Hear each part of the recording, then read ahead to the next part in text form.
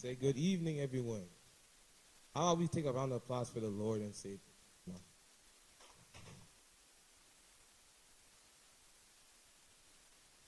Before we get started today, we wanted to recognize and thank a lot of people. First, we want to recognize God, as we already did, for what he's done so far and what he's going to be doing for us. And we're also going to thank Brother David and my dad for working in the ministry. So can we give them a round of applause? Thank you. Also, and we have to also thank our pastor, because he's the one who's allowing us to develop ourselves and show ourselves so we can be the next generation, because we're the only generation. What you're counting on. And really, the future starts not with us, but with you, because you create us so we can go into the future. The future starts now and not tomorrow, not yesterday. It started now, right now. So now, please open your Bibles as we did in the lecture to Titus chapter 2, verse 11 through 14. Amen when you reach it.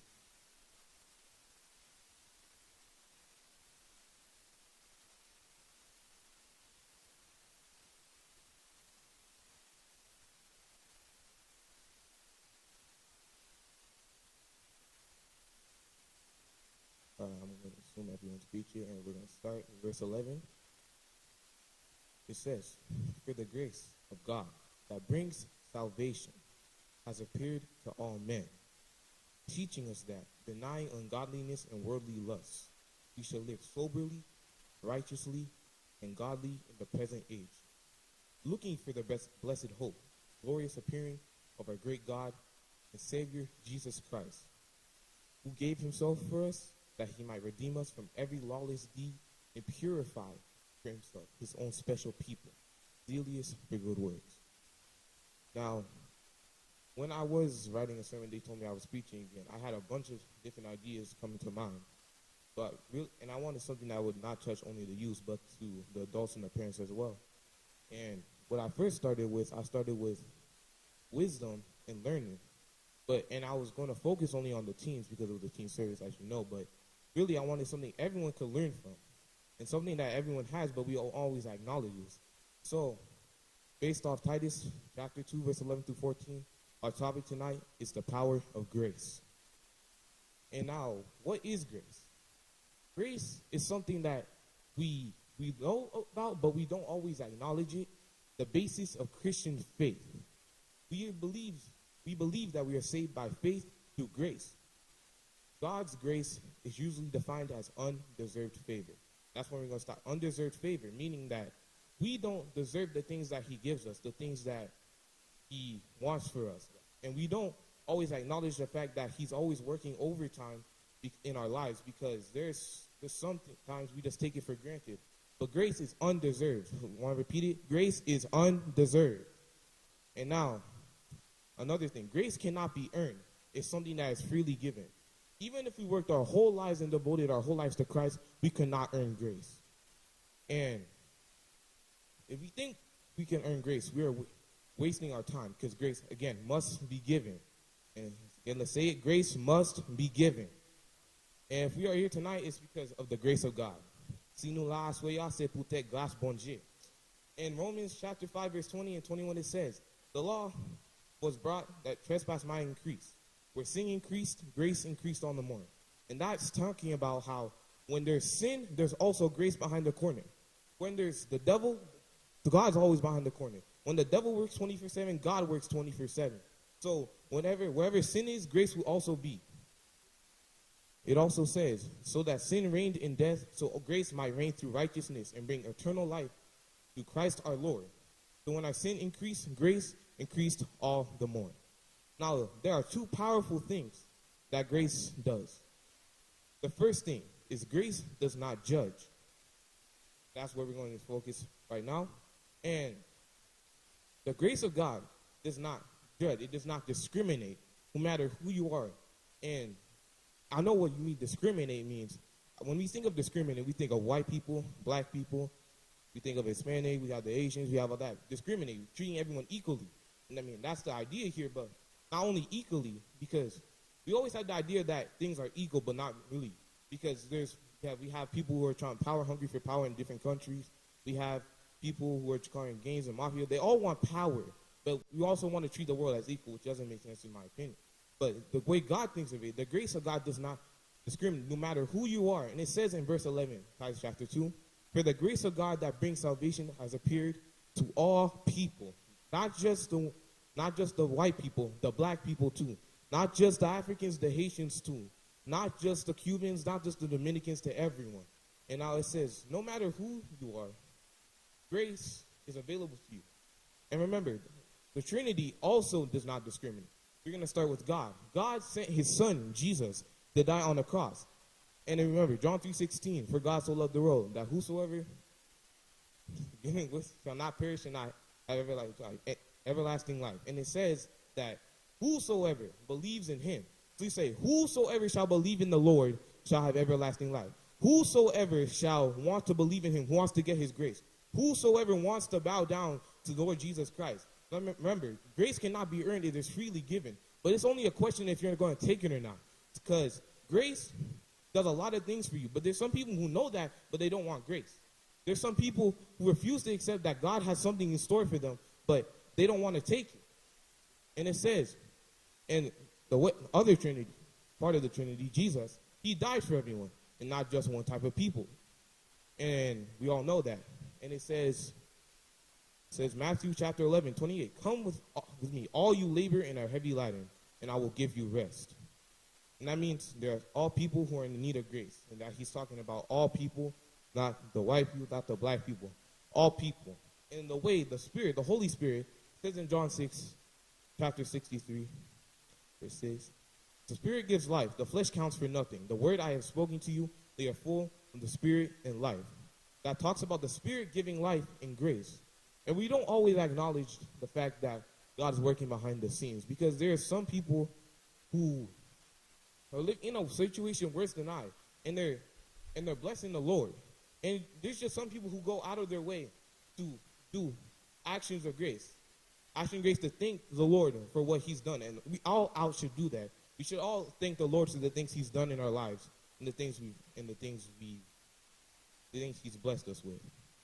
And verse 12, it teaches us to say no to ungodliness and worldly passions, and to live self-controlled and godly lives in this present age. And now we're going to go to what grace means in the Bible, and we're going to say how it teaches us. So quickly flip to Ephesians chapter 1. We're just going to read a verse from there.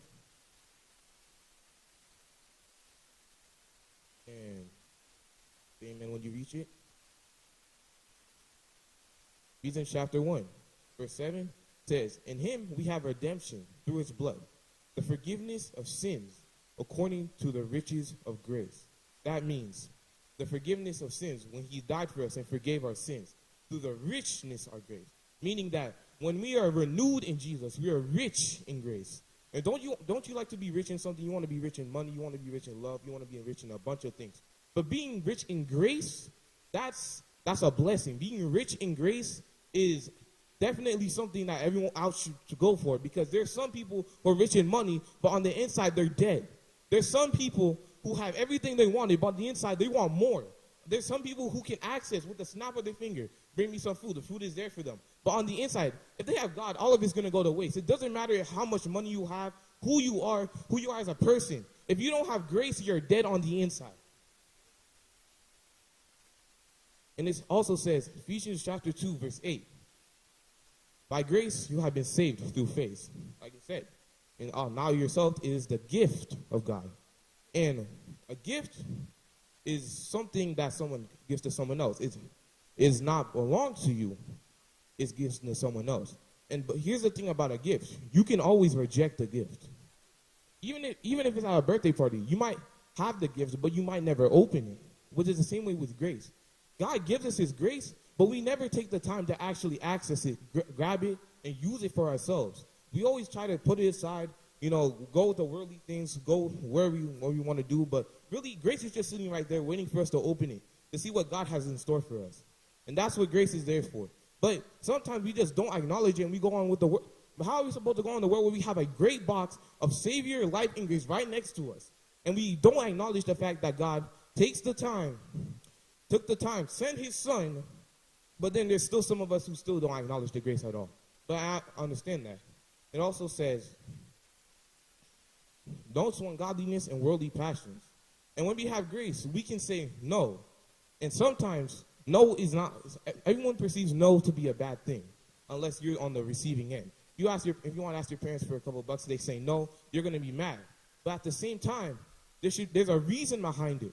When grace tells us to say no to ungodly things, there's a reason behind that. When your parents say no to going out to a party, there's a reason behind that. And we don't understand that there's always a reason behind the things that we do. So when you ask someone, why are you doing this, and they'll have a reason, then it's wrong.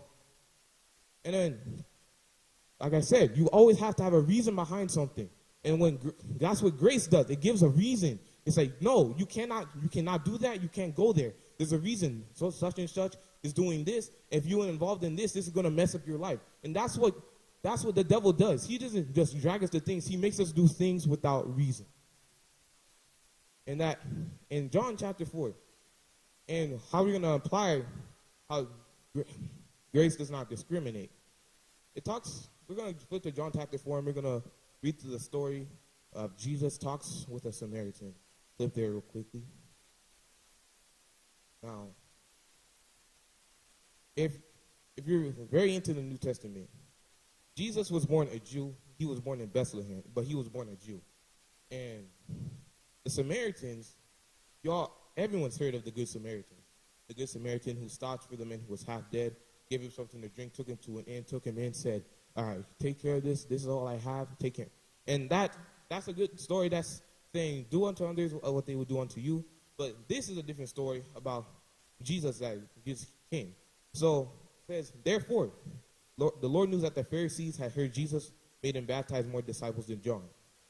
And we're going to skip to when he comes. He left Judea and departed again to Galilee, but he needed to go through Samaria. So he had to go to Samaria to get where he wanted to go. And now we came to a city of Samaria, which is called Sychar, near the plot of ground that Jacob gave to his son Joseph. Now Jacob's well was there, and Jesus, therefore, being wearied by his journey, sat thus by the well. It was about the 6th hour. Now, here we go. A woman of Samaria came to draw water, and Jesus said, give me a drink. For his disciples had gone away to the city to buy food. Then a woman of Samaria said to him, how is that you, being a Jew, ask to drink from me, Samaritan woman? For Jews have no dealings with Samaritans. That's saying, how could you ask me, someone that we don't reconcile with, how you could ask me for a drink? How could you ask me something nice even though I'm not friendly with you, or I'm not very, very familiar with you?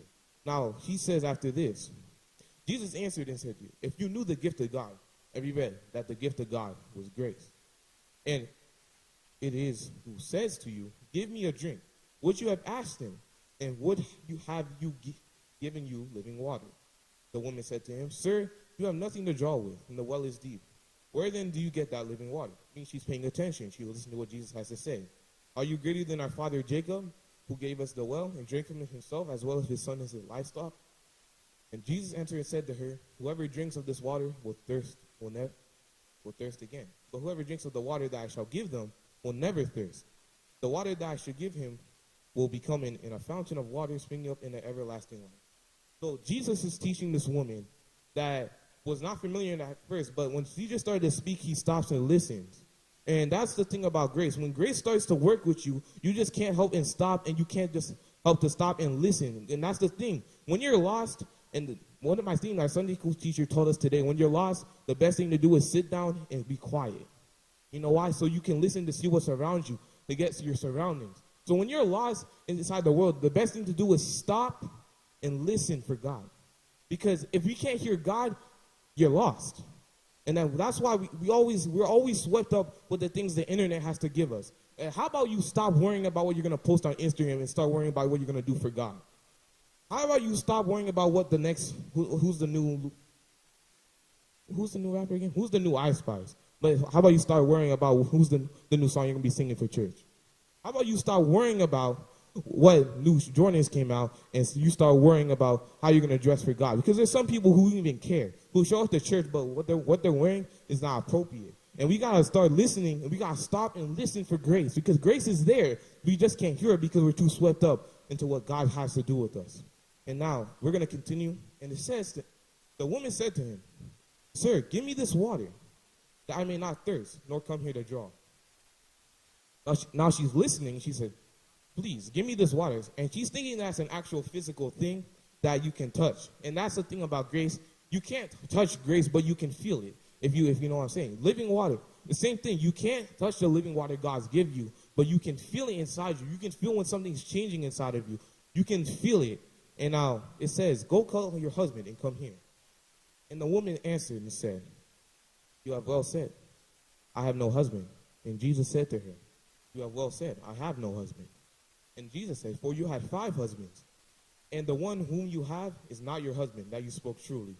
So the woman was speaking, and this is the part that I admire. Jesus took the time, and the Samaritan woman who thought he was higher than Jesus said, why should I give you water? And now how the turns table. Jesus knew that she had 5 husbands, and they didn't even met before. And that's when she stops and she thinks, wow, I've never met this man before, but he knows me.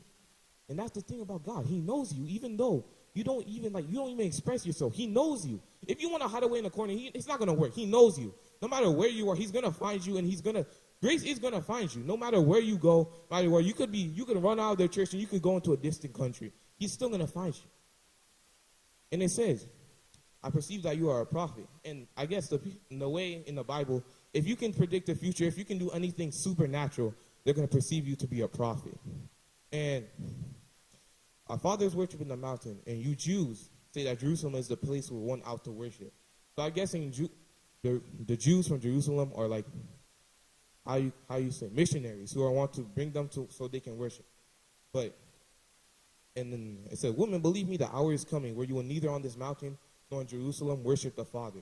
You worship what you do not know. We know what we worship, for salvation is of the Jews. But the hour is coming, and now is when the true worshipers will worship the Father in spirit and truth. For the Father is seeking such to worship him. God is spirit, and those who worship him must worship in spirit and truth. That's saying, at the end of the day, everyone's going to be face down before God. At the end of the day, no matter how high you think you are, if you have $1 million and you think you're Jeff Bezos and you own Amazon, you're still going to be face down before God. Because when you're in hell and you have nothing, you're going to be wondering what you've done wrong. And that's it. Grace was sitting right here the whole time. You could have grabbed it. I know you felt it at some point in your life. There's sometimes you feel God's mercy, but you want to go away from it. And it's the best thing you've ever felt. But how is it the best thing you've ever felt if you want to keep going away from it? And that doesn't make any sense to me. And you have grace right here waiting for you to pick it up, open it, and see what it's about. And then when you're in hell, you sound, what did I do wrong? And that's when you're saying, what did I do wrong? And it was here the whole time. And I want to hear that. It's not too late to start changing. It's not too late to start asking what God can do for you. If you want to know what God can do for you, just ask someone who's above, who knows. Ask them, what can God do for me? And they'll pray with you, and they'll know. But there's some people who just don't want that. But at the end of the day, everyone's going to be face down before God, and there's nothing you can do about it. So if you know it now, if you want to take my advice, I would say start now. And now we're going to go to Acts chapter 15, verse 10, 11.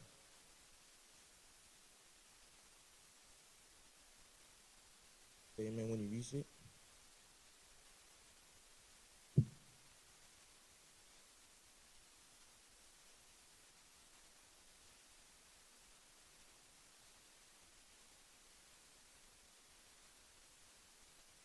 All right. It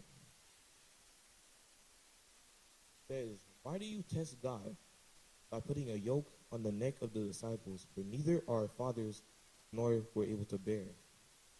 But we believe that through the grace of the Lord Jesus Christ, we shall be saved in the same manner. And to give us some context, it's the Jerusalem Council, so where the disciples came and the elders came to talk about a matter. And to give us some context, I get they say something that they weren't agree with. And the disciples decided to stand up and say, how could you test God? And that's the thing. How could you test God? He's slow to anger, but when he's angry, you're scared. But you want to test him, and you want to see, like, what did I do to make him angry? There's grace was right here. You ignore grace. You want to keep going. All right. And maybe you picked up your Bible once, and then your alarm went off, and your friend told you about who just got in the fight. And then, all right, let's go see the video real quick. After that, you want to pick up your Bible again. Someone texts you again. So-and-so is dating so-and-so. Grace is right there waiting for you, but you're so swept up in what the world has to offer. And like I said, at the end of the day, everyone's going to be bowed down before our Lord Jesus Christ. So it really doesn't matter about what's on your phone. It's really a matter of what's about grace is about. Because once you have grace, once you receive back, once you believe grace through faith, You'll have everything you ever wanted. It doesn't really matter who got into the fight. If anything, they're both going to hell for what they did. Because really, you shouldn't really, this is just a quick branch off. You really shouldn't be fighting about what? Because if you're the bigger person who knows that at the end of the day, I'm bigger than them.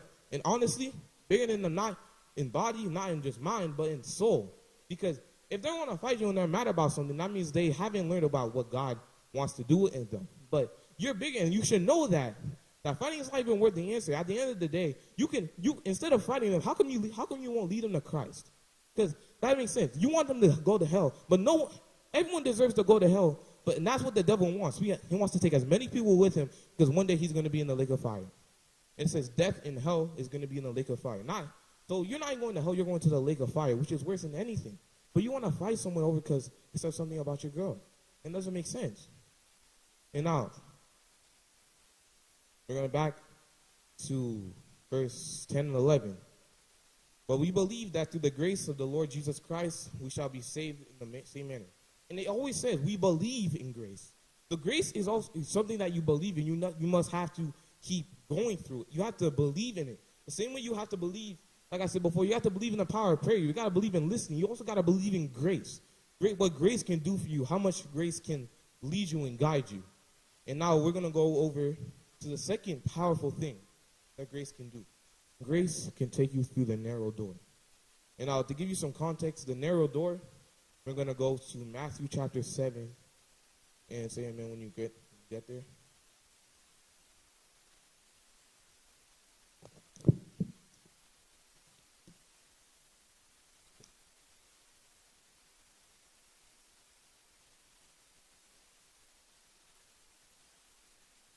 And then it's going to be verses 13 and 14.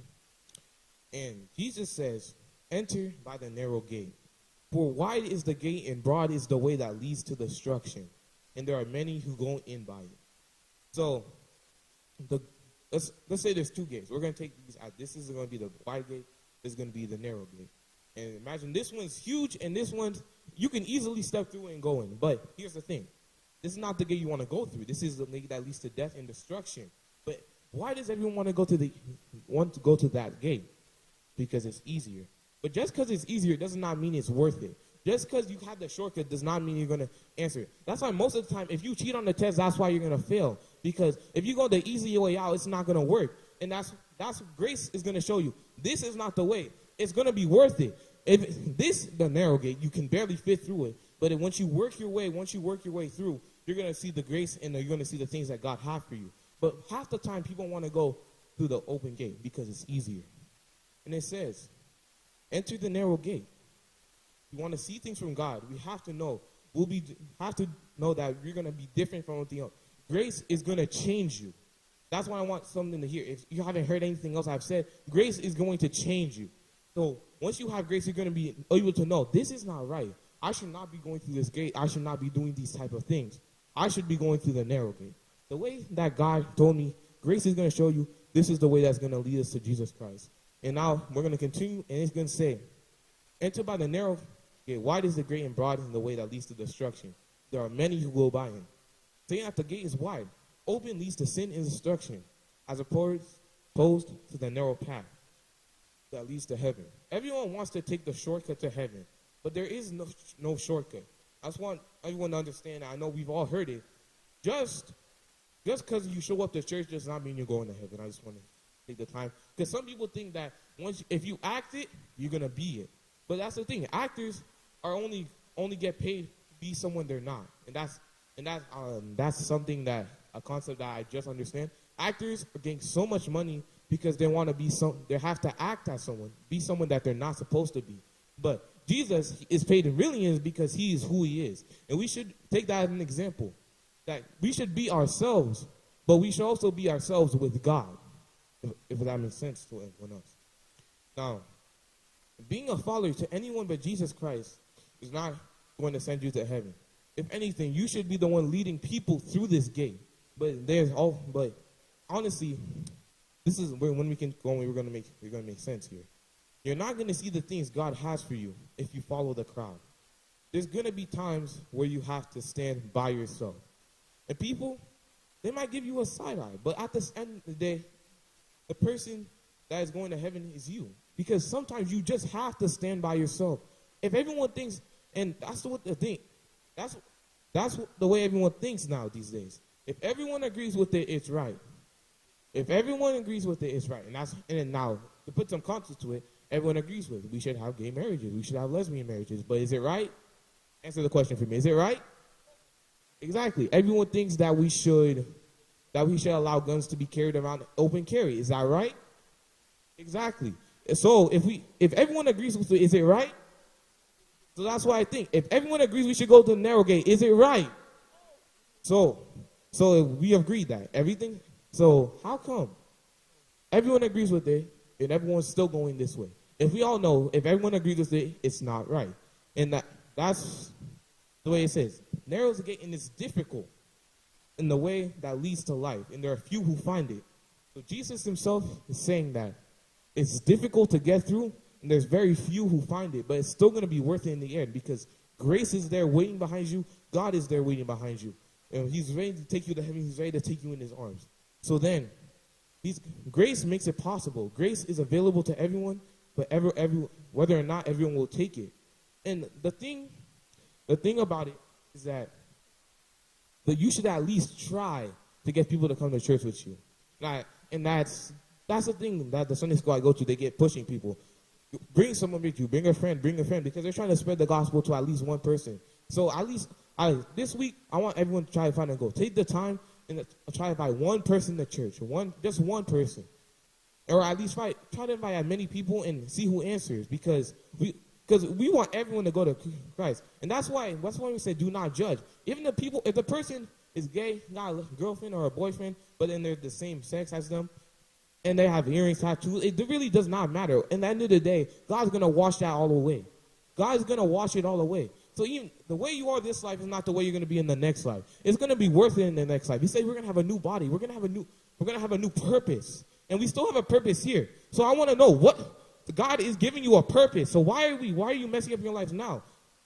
Because there's a new life over here. But we shouldn't be messing up our lives now anyway. So this week, try to invite at least as many people as you can to church. Try to bring someone. And it really doesn't matter. I want to see a person who has never experienced church before. I want to see the experience. I just want to at least see one person, before they've never been to church before. And even if they've heard the idea, just try to bring them to church. And now we're gonna see how we apply being different from everyone else. So we're gonna go to the Old Testament, Daniel chapter 3. Daniel chapter, amen, when you get there.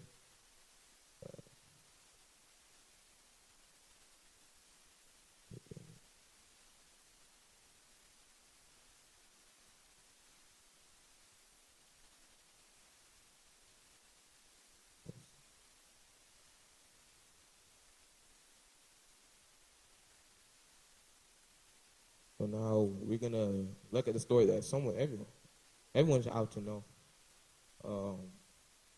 The story of Shadrach, Meshach, and Abednego. And here we go. It's going to be Nebuchadnezzar, the king who made an image of gold. Its height was 60 cubits, and its width 6 cubits. He set it up on the plain of Dura, in the province of Babylon. And King Nebuchadnezzar sent word to gather the satraps, the ministers, basically everyone, governors, counselors, the treasurers, and the judges, the magistrates, and the officials of the provinces, come to the dedication of the image which King Nebuchadnezzar had set up. So the satraps, the administrators, the governors, the counselors, the treasurers, the judges, and the magistrates, all the officials of the provinces gathered up together. So now we're going to skip over to say Daniel's friends disobeyed the king. Therefore, at the time, certain Chaldeans came over and accused the Jews. So even back then, the Jews weren't welcome to who they are. They spoke and said to King Nebuchadnezzar, "O king, live forever. You, O king, have made a decree that everyone who hears the sound of the horn, flute, harp, lyre, and psaltery, and symphony with all kinds of music shall fall down and worship the gold image." And I'm just going to take the time. What's the gain having everyone worship you if you're going to be in the ground right next to them? Because if you want everyone to worship you, and it doesn't make any sense because God's right there. Everyone's gonna be in the same place. If everyone were out to and listen, everyone would be in the same place, and we would always be praising the glory of God. And the only reason why God deserves all the glory, because if it wasn't for God, where would we be right now? There's some people who should out to be here at church right now, but they're not because something's holding them back. And now, if you want to be praised, you should be at least do something worthy of being praised for. Does that make sense? You should out to at least have someone, or at least do something that everyone goes, wow, that guy really deserves a well done, I think. But it's not even just a well done. There's some people who thank God so much that they start tearing from the face. It's like they're speechless for what God can do to you. And I can continue. Now Nebuchadnezzar, enraged and furious, gave the command to bring Shadrach, Meshach, and Abednego, and they brought these men before the king. Nebuchadnezzar spoke, saying, is it true, Shadrach, Meshach, and Abednego, that you do not serve my gods or worship the gold image which I have set up? Now, if you're ready at the time you hear the sound, the horn, flute, harp, lyre, and the psaltery, and symphony with all kinds of music, and you fall down and worship the image I make, good. But if you do not worship, then you shall be cast into the midst of a burning fiery furnace. And this sounds a lot like if you don't worship God, if you don't thank God, take the time and believe in God and what he's done, you're going to be cast into a lake of fire. And I guess that he wants to be like God. That's what I'm saying. He's trying to be him, but he's not him.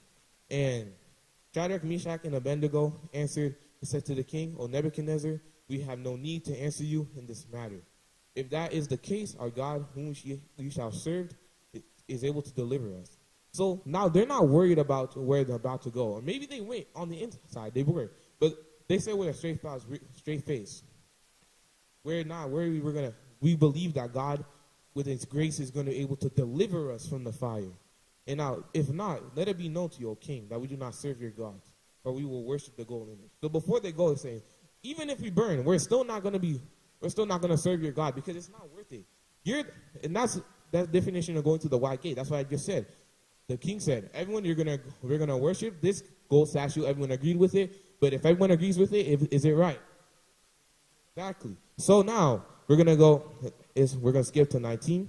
Nebuchadnezzar was full of fury, and the expression of face changed towards Shadrach, Meshach, and Abednego. And if you speak that way to the king or your mother or father, or your mother or your father, they're gonna tap. But you know,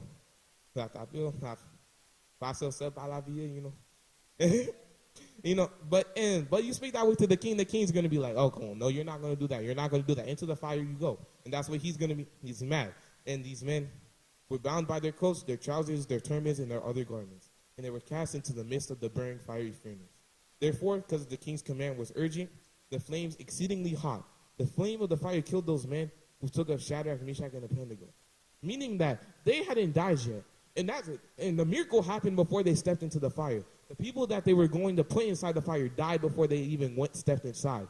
Meaning that God was already working. God was already working before everything happened. And you realize God has always been working, even before the miracle has even happened. Even before God's delivered you from places. God has always been working no matter how much. And that's something that's amazing. They died before they went inside the fire. And the men everyone should have been dead. But only the people who took them inside. And now these three men, Shadrach, Meshach, and Abednego, fell down and bound into the midst of the burning fiery furnace.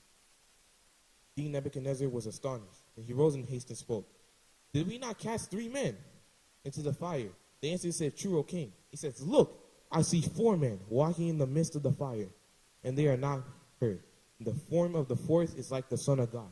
So he knew who God was, but he didn't want to acknowledge him. Like I said, there's some people who know who God is and what they've done, but they want to be someone different. And that doesn't make any sense. At the end of the day, everyone's going to be facing down before God. So you ought to really just be blessing God, waiting for the grace. Grace has always been right here. He's been waiting for you to pick it up and take it open. But again, we don't want to take it. And that's the way you apply it. Even if everyone agrees with it, you have to stand. They had to stand alone. Even if they went into the fire, God delivered them before they even got into their punishment. So if you have faith in God, God's going to deliver you somewhere that you wouldn't even know. But at the end of the day, everyone's going to be face down before God. But when God delivers you, He's going to deliver you, and he's going to deliver you no matter what. And now, I like to end. If you have forgotten everything I said, remember that grace is available to everyone, regardless who you are. Not only change, help you live a better life, and he gives eternal life. He said, where I'll be, that's where I'll be also. Thank you for listening to my sermon.